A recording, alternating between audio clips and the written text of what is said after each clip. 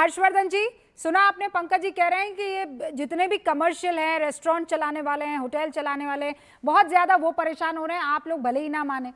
फिर उसके बाद मैं कुछ व्यूअर्स जो हमें इस वक्त देख रहे हैं उनके कमेंट्स पढ़ना चाहूंगी, लेकिन जल्दी से हर्षवर्धन। देखिए रूबिका जी, पंकज जी हमारे बहुत वरिष्ठ हैं और मैं किसी दिन इनसे अलग से मिलने वाला हूँ और बड़ा विनम्रता पूर्वक हाथ जोड़ के आग्रह करूंगा कि सर बताइए आप कैसे कर लेते हैं ये सब। मतलब दुनिया को दिख रहा है फिर भी देखिए कितना गंभीर होकर और ऐसा बताया। मैं तो कहता हूं कि राहुल जी को, पंकज जी को पहचानना चाहिए। इस तरह का प्रोपेगेंडा तो वो भी बेचारे नहीं फैला पा रहे हैं, सब मिल के पूरी पार्टी। और पंकज जी बहुत सीनियर जर्नलिस्ट रहे हैं, हमारे तो अति वरिष्ठ हैं। लेकिन जरा सोचिए उन्होंने क्या क्या आंकड़ा निकाला इतनी देर में कि कितनी भारत की खपत है, कितना कौन कौन से जहाज में क्या क्या आ रहा है।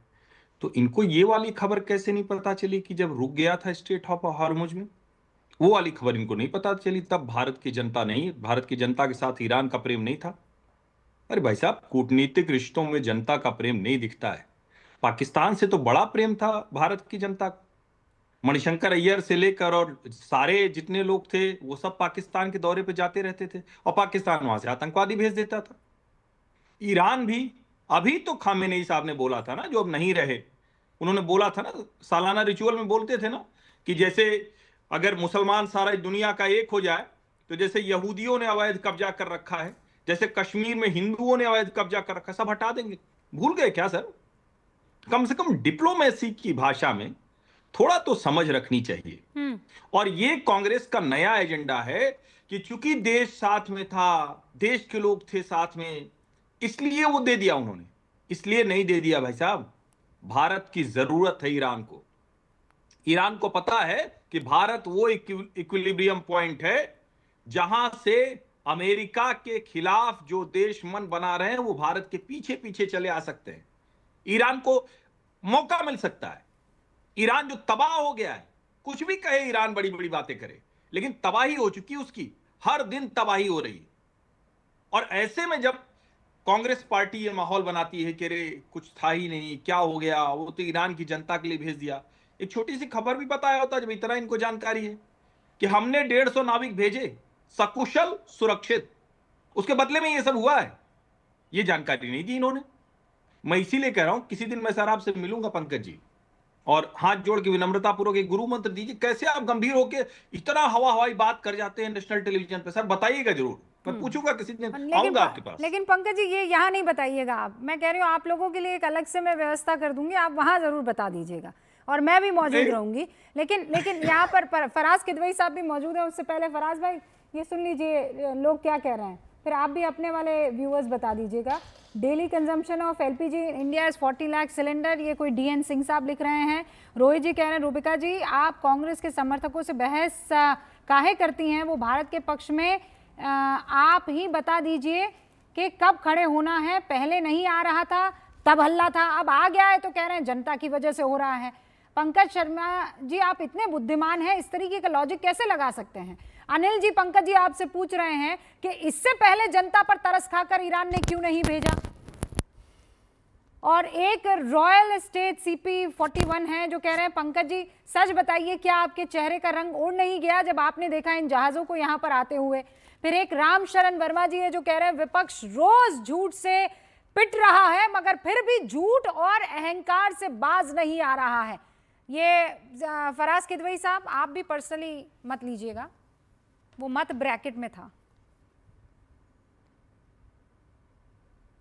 हाँ रूबिका जी, देखिए आपकी कही हुई किसी बात को मैं पर्सनली नहीं लेता हूं। ये एक डिस्कशन होता है और इसमें जाहिर सी बात है जब आदमी अपना पक्ष रखता है तो दूसरे वाले को हो सकता है कुछ वो अनकंफर्टेबल हो।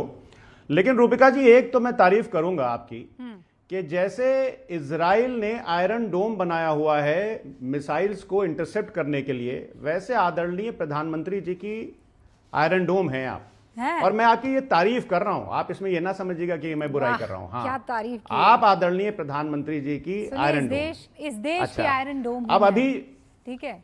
जिस दिन अखिलेश जी नहीं वो प्रधानमंत्री बनेंगे प्रधानमंत्री और वो ऐसा कुछ देश हित में फैसला करेंगे तो मैं उनकी आयरन डोम बन जाऊंगी। सुनिए, मैं ये गारंटी आपको दे देती हूँ, देश हित में अरे बस सुनिए काम मैडम। करना चाहिए आदमी को। मैडम अपना एक ही अरे लॉजिक है सुनिए, और कोई भी सुनिए। नहीं। नहीं रूबिका जी, मुझे एक ऐतराज है। अब प्रॉब्लम बोलिए। यही है आयरन डोम आप क्यों बनेंगी? हाँ स्वदेशी सुदर्शन चक्र बनेंगे ना, सुरक्षा कवच हाँ, सुदर्शन ये बनेंगे। थैंक यू आयरन डोम क्यों बनेंगे? सुदर्शन यही चक्र दिक्कत बोलिए है। आप, आयरन डोम हाँ, नहीं। ये ठीक है। आप ये ठीक। आप फिर स्वदेशी। कहेंगे रूबिका लियाकत माशाल्लाह से रोजे रख रही, फिर आप कहेंगे ये वाला नाम जो है ये तो यहूदियों का दिया हुआ नाम है।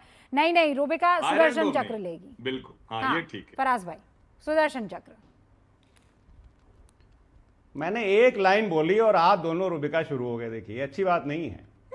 तो देखिए क्या है कि जाहिर सी बात है, आज की तारीख में जो भारतीय जनता पार्टी है, जो उनके सपोर्टर्स हैं, वो हमारे देश को मतलब मोदी जी को देश समझते हैं। अच्छा तो अगर आप मोदी जी को देश समझ रही हैं हाँ। तो ठीक है, मुझे कोई प्रॉब्लम नहीं। दूसरी बात, आपने एक छोटी सी आपत्तिजनक बात कही अपने इनिशियल एड्रेस में, और आप और उसको खामनेई रिवाइंड साहब को करके ईरान सुनिएगा, समझ रहे हैं? ये ना कहिएगा मैं झूठ बोल रहा हूं। नहीं, और आप खामनेई साहब को ईरान समझ रहे अरे हैं? मुझे जो समझना हो समझिए। नहीं जो समझना है क्या, मैं एक सवाल पूछ रही अब हूँ। मुझे आप बढ़ने देंगी आगे कि नहीं मैं देंगी? आगे बस इस सवाल का जवाब दे यही दीजिए आप। प्रॉब्लम है रूबिका। देखिए मैं सिर्फ इतना सा सवाल, आप कह रहे हैं मोदी जी को ये भारत समझ रहे हैं, आप खामनेई साहब को ईरान समझ रहे हैं कि नहीं?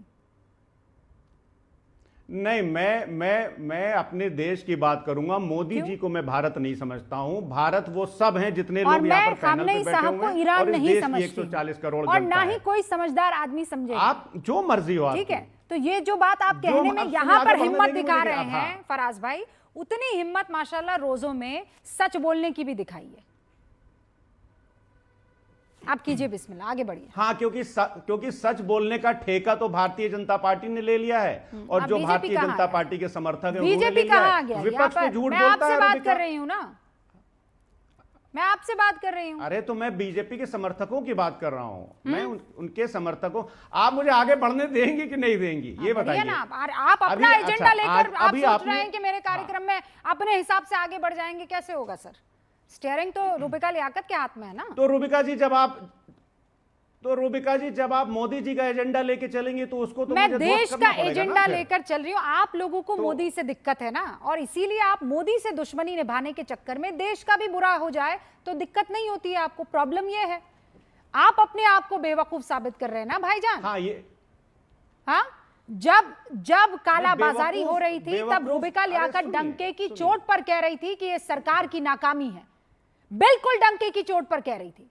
और आज जब स्ट्रेट ऑफ हॉर्मुज से निकल कर आ गया है जहाज, तो डंके की चोट पर बोलूंगी कि ये सरकार की विदेश नीति की कामयाबी है। अब आपको इसमें चिढ़ मचे, जलन होने लगे, आप जो है ईर्ष्या में एकदम खत्म हो जाए, तो मैं क्या कर सकती हूं? सिर्फ इसलिए क्योंकि मोदी की विदेश नीति यहां पर काम कर गई है। रूबिका जी, ईर्ष्या से कौन खत्म हो रहा है, कौन जल रहा है, कौन हाइपर हो रहा है, ये न्यूज 18 के दर्शक बहुत अच्छी तरह से समझ रहे हैं। वो देख रही हूं लेकिन मैं, देखिए, पढ़ रही आपने एक बात बोली अभी। हूं। हाँ, आपने एक बात अभी बोली कि देशहित का चश्मा विपक्ष को लगाना चाहिए। तो क्या देशहित का चश्मा खाली इस देश में दो ही लोग लगाए हुए हैं, एक नरेंद्र मोदी जी और दूसरी हमारी बहन रूबिका लियाकत? बाकी सब किसी के ऊपर देशहित का चश्मा नहीं लगा हुआ है। क्या पता। अभी आपने बात की शिवालिक और नंदा देवी की, जो हमारे दो जहाज आ रहे हैं रूबिका जी।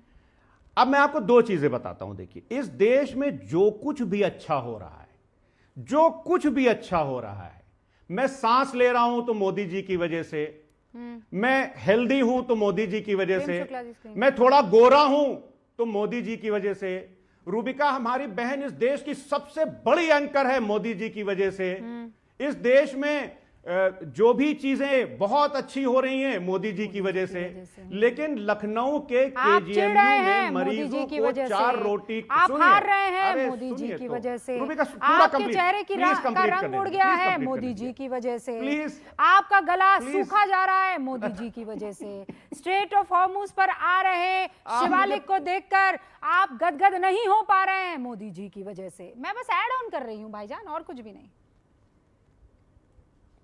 हाँ, अब सुनिए तो देखिए, रूबिका, लखनऊ के केजीएमयू में, ये उत्तर प्रदेश का सबसे बड़ा अस्पताल है मोदी जी की यहां वजह से? पर मरीजों को 4 रोटी की जगह, नहीं सुनिए तो, नहीं, 4 रोटी की जगह 2 रोटी मरीजों को दी जा रही है विपक्ष की वजह से।